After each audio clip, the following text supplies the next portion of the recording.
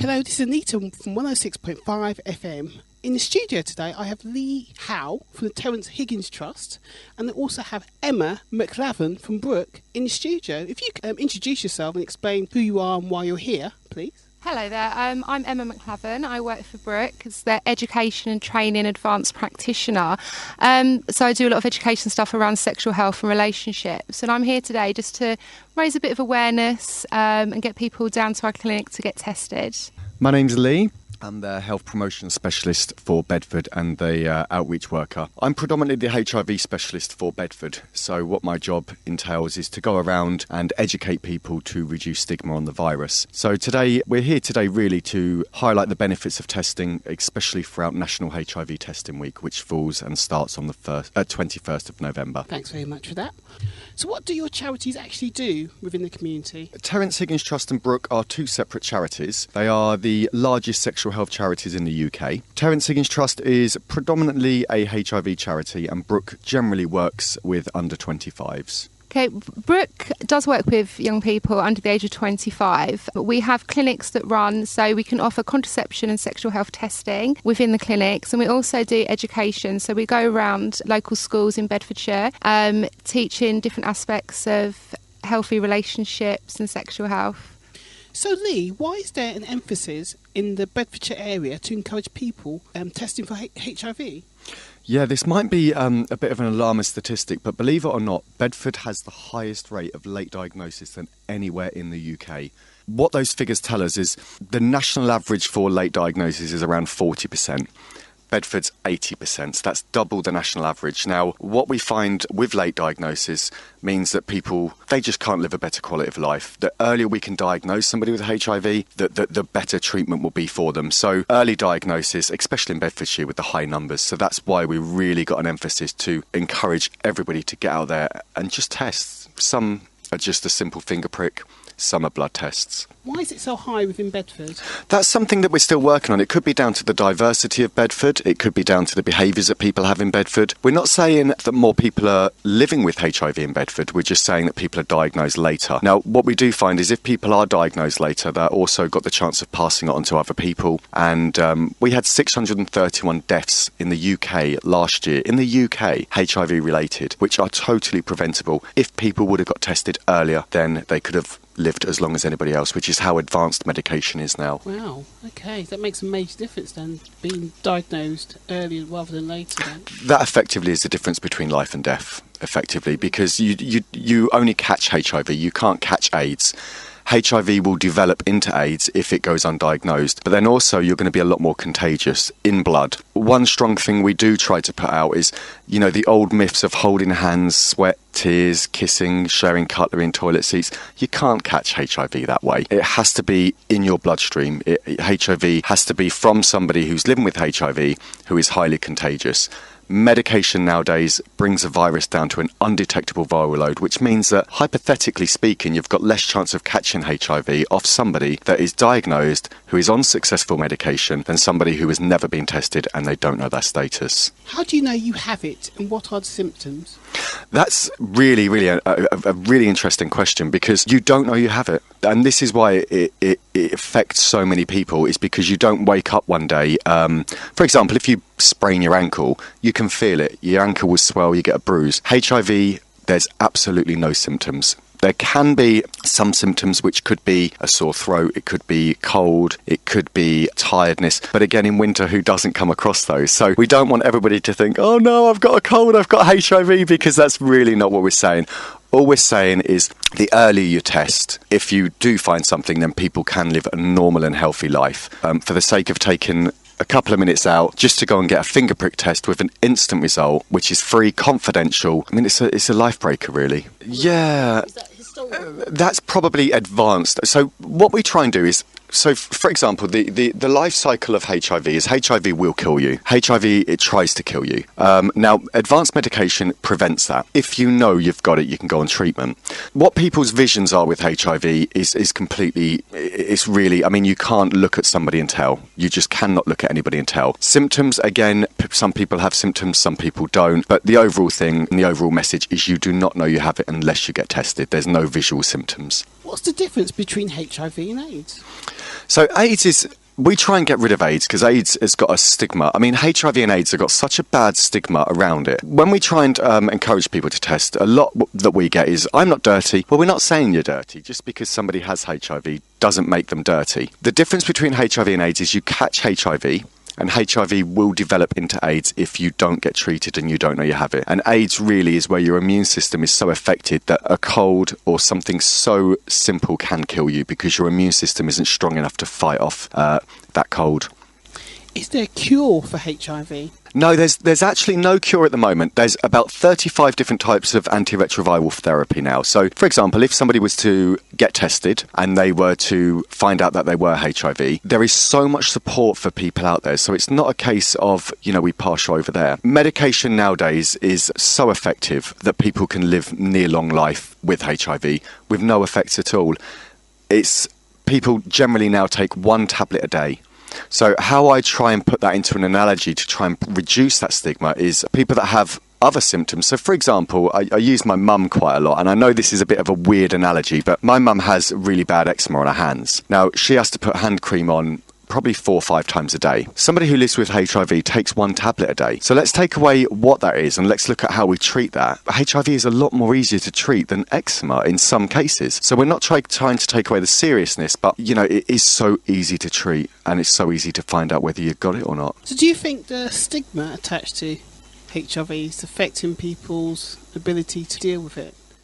100%, because people don't know the facts. We work with so many different groups, or predominantly I do, to try and encourage people for HIV testing. And a lot of people will not test because they don't want to know. The bigger problem with that is how many people are they passing that on to? What quality of life are they going to have? How long are they going to live? So the stigma is worse than the virus, 100%, because if we can educate people and say, look, just because you've had sex, that doesn't make you a good or bad person. Some people are unfortunate that they do catch HIV, but how does that make them any different to our parents who had unprotected sex to create us? The stigma is awful, and that's what we really need to break. And by getting people talking and educating people is how we break that stigma. Why are you working with the Black and African and Caribbean community? We're working now. The Black African and Caribbean community make up, or predominantly, if we go down the Black African community, they make up about 1.7% of the UK population. Yet 36% of HIV diagnoses are Black African, and that's not. You don't have to be a genius to work out the maths. That's quite an unsettling number. Whether that's lifestyles, whether that's sexual behaviours, we don't know why that is. And we're not here to point fingers and say, X, Y and Z. We're just there to support and test.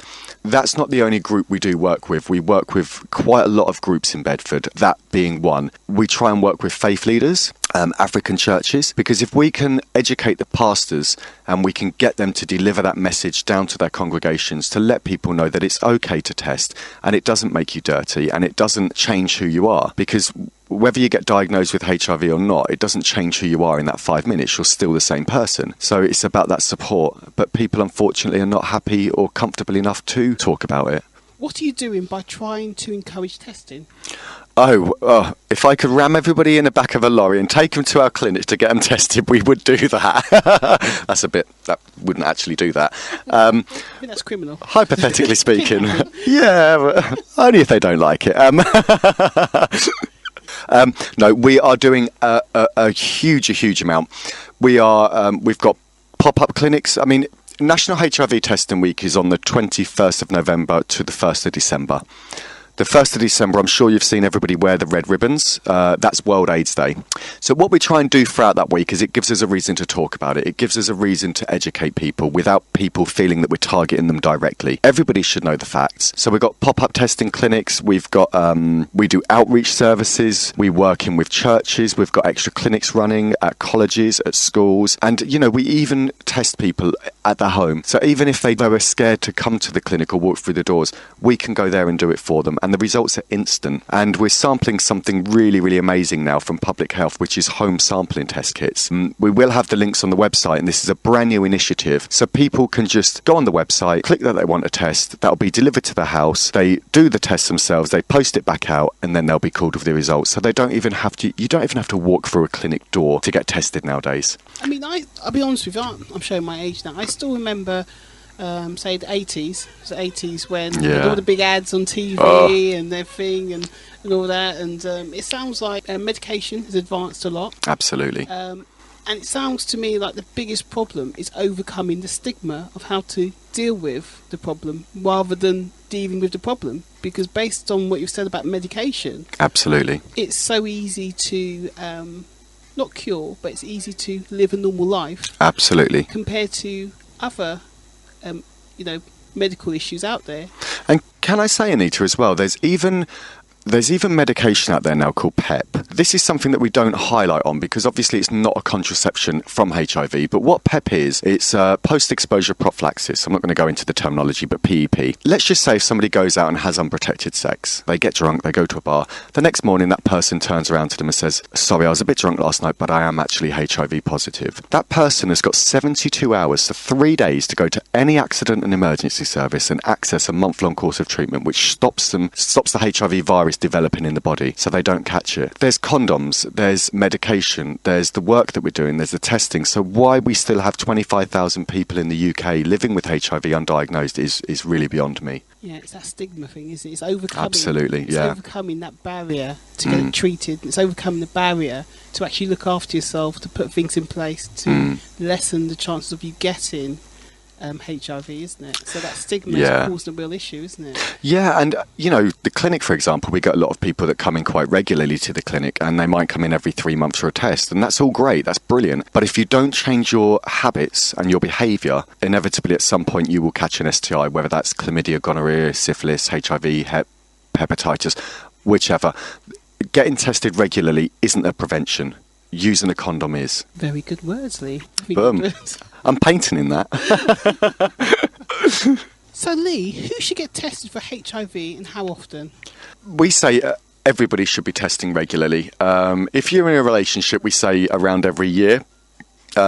We don't say that everybody cheats, but obviously, people need to take responsibility for themselves because what goes on with your body is down to you to look after. So we would say around every year for somebody who's in a monogamous relationship. If you're not in a monogamous relationship, we would say between every sexual partner or every 3 months. That's how often we would roughly say get tested.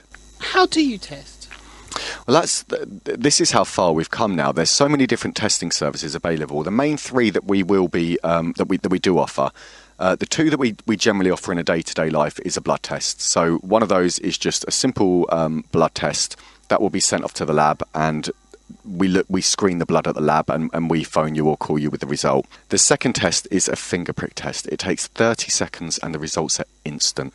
So what instant in 30 seconds we could sit down, do a test, and you don't see any needles, you don't see hardly any. It's like a diabetes test. You prick the end of the finger, we get a tiny millimetre of blood, mix it with a few potions and lotions, and we will have a result instantly. So medication has definitely changed because for some reason I thought you had to wait.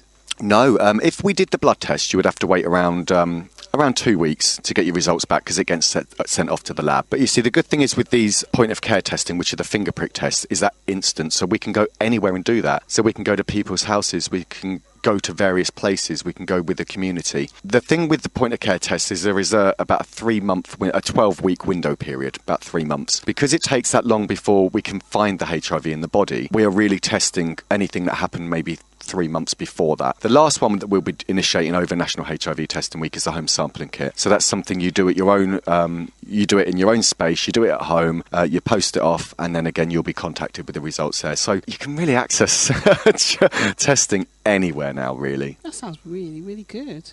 Yeah. There's no excuse, really, is there? Absolutely. We just wish more people would embrace it and say, look, HIV will not kill you if you know you have it and you go on treatment. Not knowing you have it will kill you. So Lee, if you wanted to get in contact with you to find out more information and also to arrange a test, how would you do that?